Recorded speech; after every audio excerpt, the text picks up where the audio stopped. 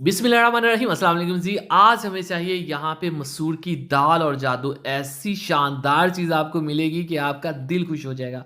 तो यहाँ पे 2 से 3 चम्मच दाल के अंदर 2 से 3 चम्मच हमने दूध के ऐड कर देने हैं और लो से फ्लेम के ऊपर हमने इसको पका लेना है कि दाल जो है इसके अंदर थोड़ी सी गल जाए, यानी कि हल्की सी नरम हो जाए।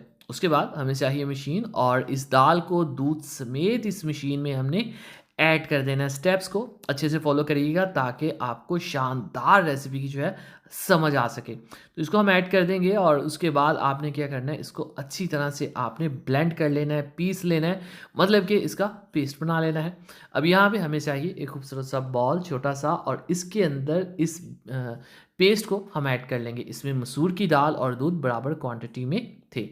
1 टेबलस्पून भर के इसमें आपने बेसन का ऐड कर लेना है, ठीक है। और अगली चीज़ हमें चाहिए मुल्तानी मट्टी।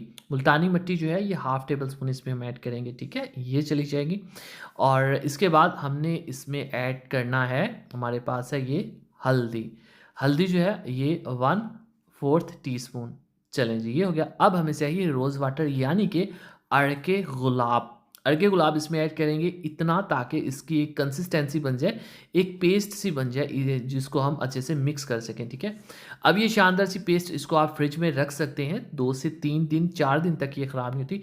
इसको अपनी स्किन पे लगाएं, फेस पे लगाएं, नो साइड इफ़ेक्ट। आपकी स्किन साफ़ होगी, स्क्रब होगी, पॉलिश होगी, आपका कलर वाइट होगा, स्किन जो है वो शानदार तरीके से रिपेयर होगी। मतलब कि पहली ही दफ़ा इसको स्किन पे लगाने के आपके शानदार जो है रिजल्ट्स मिलेंगे।